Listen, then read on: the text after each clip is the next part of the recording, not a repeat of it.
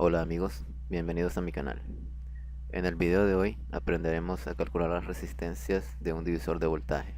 Un divisor de voltaje es un circuito muy utilizado en sistemas de medición y sistemas de control. Particularmente en sistemas de control, la salida de tensión de un divisor de voltaje es muy utilizado como voltaje de referencia para el control de ciertas variables de medición. Por ejemplo, se utiliza un divisor de voltaje para el control de voltaje precisamente en una fuente de poder. Pero en sí mismo, la salida de tensión en un divisor de voltaje no debe ser utilizado como fuente de voltaje o fuente de poder.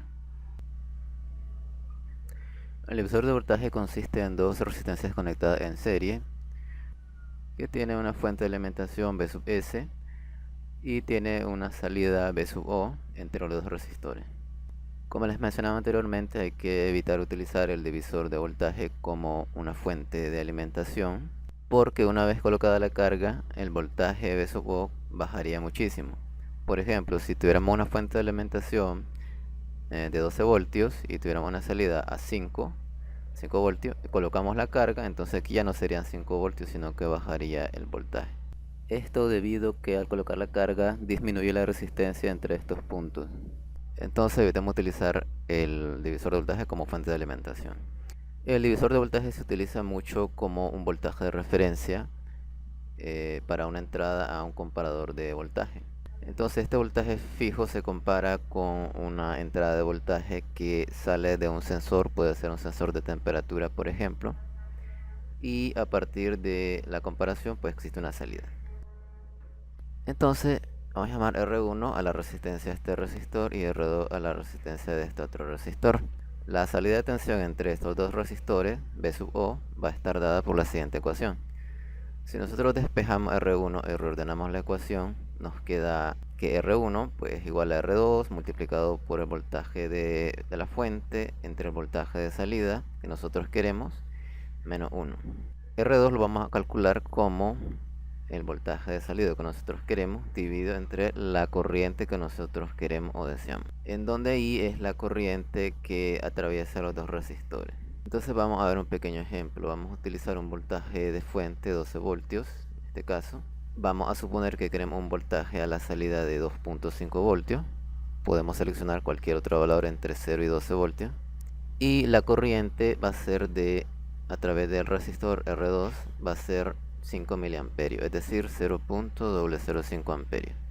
Como por lo general nosotros utilizamos un divisor de voltaje para obtener un voltaje de referencia, la corriente puede ser 5 miliamperios o menos. En este caso vamos a utilizar 5 miliamperios. Primero calculamos R2 de acuerdo a esta ecuación. Como el voltaje de salida es 2.5 dividido entre la corriente que es 0.005 amperios, esto nos da 500 ohms.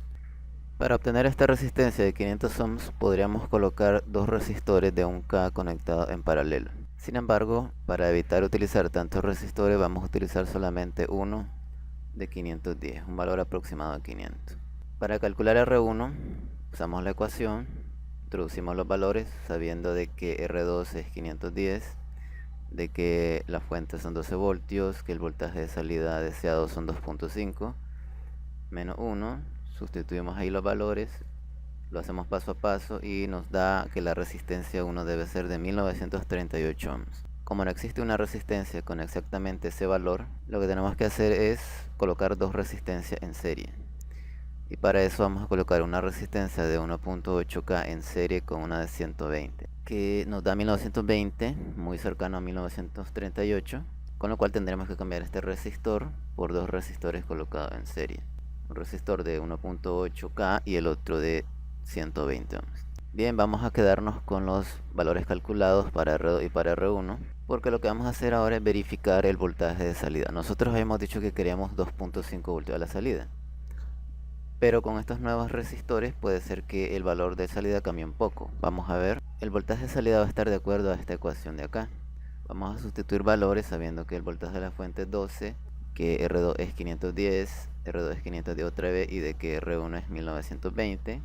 Lo sustituimos, lo hacemos paso a paso y tenemos que el voltaje de salida nos da 2.51 voltios. Aproximadamente los 2.5 voltios que ya hemos calculado. Y de acuerdo con los resistores comerciales que existen en el comercio.